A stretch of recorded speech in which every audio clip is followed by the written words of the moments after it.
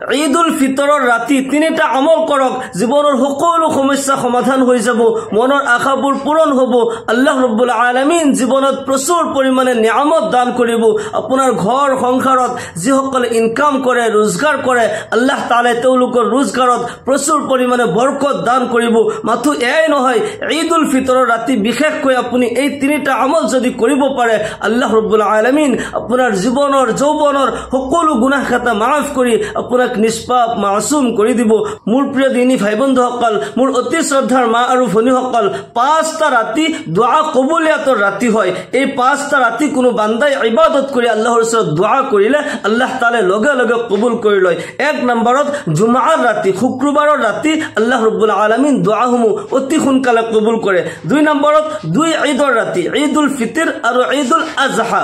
দুই ঈদৰ ৰাতি কোনো বান্দাই আল্লাহৰ ওচৰত দুআ কৰিলে আল্লাহ ৰাব্বুল আলামিন লগে লগে কবুল কৰি লয় আৰু নিসফে শাবানৰ ৰাতি অৰ্থাৎ শবে বাৰাতৰ ৰাতি কোনো বান্দাই আল্লাহৰ ওচৰত দুআ কৰিলে আল্লাহ তাআলা অতি সোনকালে কবুল কৰে ইয়াৰ লগতে ৰজব মাহৰ 27 তাৰিখৰ ৰাতি শবে মেৰাজৰ ৰাতি আল্লাহ ৰাব্বুল আলামিন দুআসমূহ অতি সোনকালে কবুল কৰে গতিকে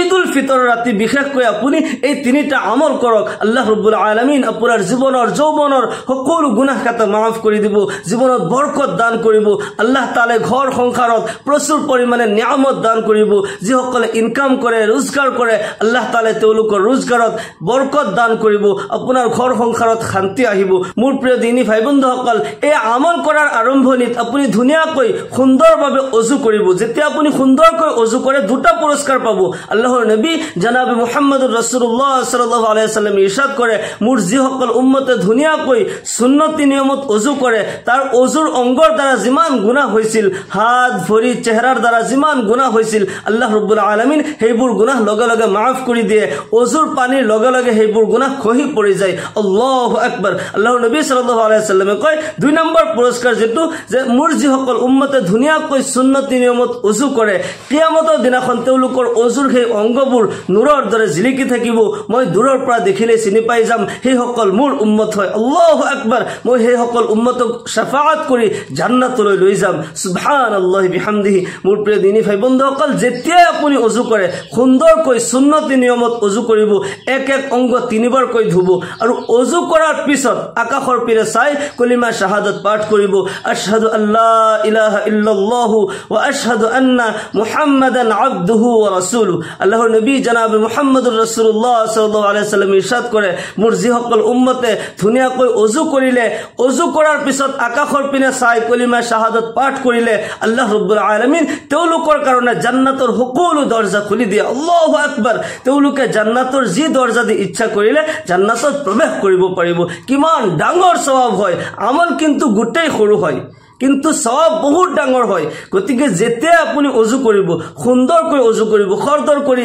জনাতে ওযু নকৰিব তেনেকৈ ওযু কৰিলে যদি আপুনি ওযুৰ অকল ফৰজখিনি আদায় কৰি লয় হয়তো আপোনাৰ ওযু হৈ যাব কিন্তু হে ওযুৰ দ্বাৰা আপুনি বহুত উপকৃত হ'ব নোৱাৰে বহুত ফায়দা নহয় গতিকে যেতিয়া ওযু কৰিব সুন্দৰকৈ সুন্নতি নিয়মত ওযু কৰিব ওযু কৰাৰ পিছত আকাশৰ পিনে চাই কলিমা শাহাদাত পাঠ কৰিব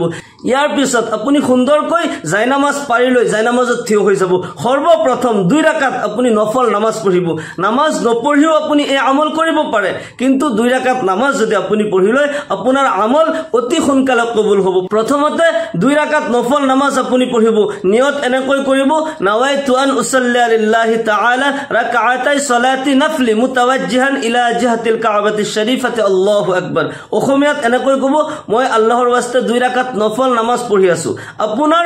মনত যেটো ভাব আছে হেতু আপোনাৰ নিয়ত হয় নিয়ত মানে হৈছে আল কাসদু ওয়াল ইৰাদাতু আপুনি কি কৰিম বুলি ভাবিছে ইচ্ছা কৰা সংকল্প কৰা আপুনি যেটো মনে মনে ভাবিছে এই কথাখিনি যদি আপুনি অসমীয়াত উচ্চাৰণ কৰি কয় বা আৰবিত উচ্চাৰণ কৰি কয় এটাই কথা নিয়ত কৰাটো জৰুৰী হয় কিন্তু উচ্চাৰণ কৰি ক'ব লাগিব তেনেকুৱা জৰুৰী নহয় আপোনাৰ মনত যদি এই ভাব থাকে যে মই 2 ৰাকাত নফল নামাজ পঢ়ি আছো হেতুৱে আপোনাৰ নিয়ত হৈ যাব এনেকৈ নিয়ত কৰি আপুনি যিকোনো সূৰা দি 2 ৰাকাত নফল নামাজ আপুনি প্ৰথমতে পঢ়িব নফল নামাজ পঢ়াৰ পিছত আপুনি এই ঠাইত বহি মুছল্লাত বহি আপুনি প্ৰথমতে সৰ্বপ্ৰথম 3 বাৰ দুৰুদ শৰীফ আপুনি পাঠ কৰিব যি কোনো দুৰুদ শৰীফ আপোনাৰ মুখস্থ আছে 3 বাৰ দুৰুদ শৰীফ পাঠ কৰিব দুৰুদ শৰীফ যেটো আমি নামাজত পঢ়ো আল্লাহুম্মা সাল্লি আলা মুহাম্মাদ ওয়া আলা আলি মুহাম্মাদ কামা সাল্লাইতা আলা ইব্রাহিম ওয়া আলা আলি ইব্রাহিম ইন্নাকা হামিদুম মাজিদ আল্লাহুম্মা বারিক আলা মুহাম্মাদ ওয়া আলা আলি মুহাম্মাদ কামা বারাকতা আলা ইব্রাহিম ওয়া আলা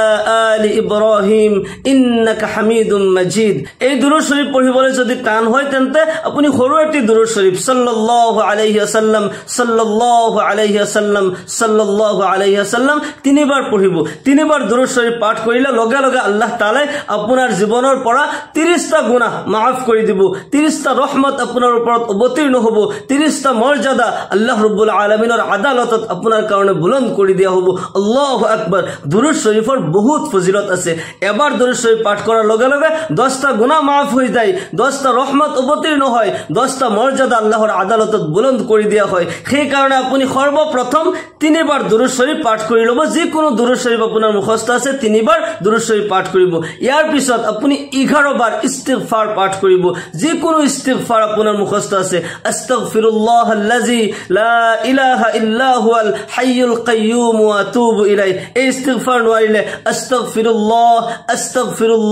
আস্তাগফিৰুল্লাহ পঢ়িলেও হৈ যাব আৰু যদি পাৰে আপুনি অলপমান কষ্ট কৰি সাইয়্যিদুল ইস্তিগফাৰ পঢ়িব সাইয়্যিদুল ইস্তিগফাৰৰ বহুত ফজিলত আছে আল্লাহৰ নবী জনাবে মুহাম্মদুৰ ৰাসূলুল্লাহ সাল্লাল্লাহু আলাইহি ওয়াসাল্লাম ইৰশাদ কৰে যি সকল বান্দাই পুৱাৰ ভাগত সাইয়্যিদুল ইস্তিগফাৰ পাঠ কৰিলে আৰু দিনৰ ভিতৰতে মানুহজনৰ ইন্তেকাল হৈ যায় তেও জান্নাতি হয় আল্লাহু আকবাৰ আৰু যদি ৰাতি সাইয়্যিদুল ইস্তিগফাৰ পাঠ কৰে আৰু ৰাতিৰ ভিতৰতে মানুহজনৰ ইন্তেকাল হৈ যায় তেও জান্নাতি হয় আল্লাহু আকবাৰ কিমান ডাঙৰ ফজিলত যদি আপুনি পাৰে মই লাহে লাহে কৈ দিছো সাইয়্যিদুল ইস্তিগফাৰ আপুনি লিখি লৈ মুখস্থ কৰি বা আপুনি চাই লিখি লৈ চাই আপুনি পঢ়িব পাৰিব সাইয়্যিদুল ইস্তিগফাৰ বহুত ফজিলতপূৰ্ণ এটি ইস্তিগফাৰ হয় আপুনি সাইয়্যিদুল ইস্তিগফাৰটি লিখি লওক মই লাহে লাহে কৈ দিছো আল্লাহুম্মা ইন্নী আসআলুকা বিআন্নী আশহাদু আন্নাকা আনতাল্লাহু লা ইলাহা ইল্লা আনতা خلقتني وأنا عبدك وأنا على عهدك ووعدك ما استطعت أعوذ بك من شر ما صنعت أبوء لك بنعمتك علي وأبوء لك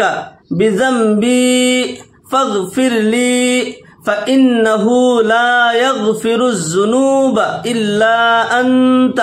যে কোনো ইস্তিগফার পঢ়িলে আল্লাহ রাব্বুল আলামিন আপোনাক 5টা পুৰস্কাৰ দান কৰিব আল্লাহ ৰাব্বুল আলামিন কোরআনে কারিমত কয় ফাকুল তুস্তাগফিরু রাব্বাকুম ইন্নাহু কানা গাফফারা ইউরসিলিস সামাআ আলাইকুম মিদরারা ওয়া ইউমদিদকুম বিআমওয়ালি ওয়া বানিনা ওয়া ইয়াজআল লাকুম জান্নাতি ওয়া ইয়াজআল লাকুম আনহারা আল্লাহ রাব্বুল আলামিন আপোনাক 5টা পুৰস্কাৰ দান কৰিব এক নম্বৰত আপোনাৰ জীৱনৰ গুনাহ খাতাবোৰ maaf কৰি আপোনাক নিষ্পাপ মাসুম কৰি দিব সুবহানাল্লাহ 2 নম্বৰত আল্লাহ ৰাব্বুল আলামিন আপোনাক গায়বী ৰিজিক দান কৰিব আপোনাক ধন সম্পত্তি দান কৰিব 3 নম্বৰত আল্লাহ ৰাব্বুল আলামিন আপোনাক সন্তান দান কৰিব নেক সন্তান দান কৰিব 4 নম্বৰত আল্লাহ তাআলা আপোনাক আখিৰাতত জান্নাত দান কৰিব 5 নম্বৰত আখিৰাতত এনেকুৱা জান্নাত আল্লাহ তাআলা আপোনাক দান কৰিব যি জান্নাতৰ তলেদি নহৰ বৈ থাকে আল্লাহ ৰাব্বুল আলামিনে নিজে কয় তুমি ইস্তিগফাৰ পঢ়া খাস দিলে তুমি তওবা কৰা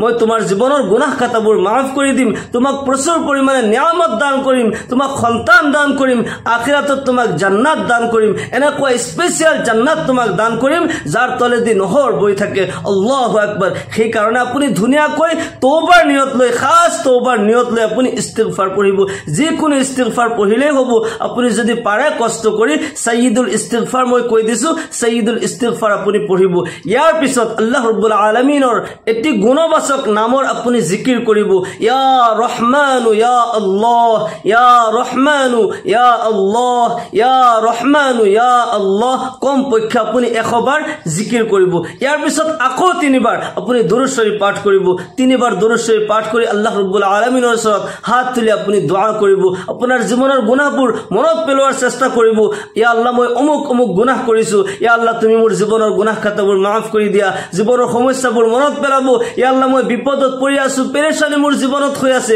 আল্লাহ তুমি এই বিপদ দাতা হয় তুমি এই বিপদ দিছা ইয়া আল্লাহ তুমি এই বিপদৰ পৰা উদ্ধাৰ কৰা আল্লাহ ৰাব্বুল আলামিন জীৱনৰ সকলো সমস্যা সমাধান কৰি দিব মনৰ আশাবোৰ পূৰণ কৰিব মকবুলিয়াত দান কৰিব জীৱনৰ যৌৱনৰ সকলো গুনাহ খাতা মাফ কৰি দিব ঈদুল ফিতৰৰ ৰাতি বহুত ফজিলতপূৰ্ণ এটি ৰাতি হয় এই ৰাতি আপুনি যিমান বেছি পাৰে নফল ইবাদত কৰিব সদকা খায়ৰাত কৰিব আল্লাহ তাআলাৰ জিকিৰ কৰিব কোৰআন কাৰীমৰ তিলাওয়াত কৰিব আল্লাহ রাব্বুল আলামিন এই রাতি কোনো দোয়া করিলে আল্লাহ তাআলা খালি হাতে ঘুরাই নি দিয়ে এই রাতি করা দোয়া আল্লাহ রাব্বুল আলামিন কবুল করে আল্লাহ তাআলা কয় উদউনি আস্তাজিব লাকুম হে মোর বান্দা বান্দি সকল তোমালোকে মোর ওচৰত দোয়া কৰা মই তোমালোকৰ দোয়া কবুল কৰিম তুমি যিমানে গুনাহগাৰ নোহোৱা কিয় লা তাকনাতু মিৰ ৰাহমাতিল্লাহ মোৰ ৰহমতৰ পৰা কেতিয়াও নিৰাশ নহবা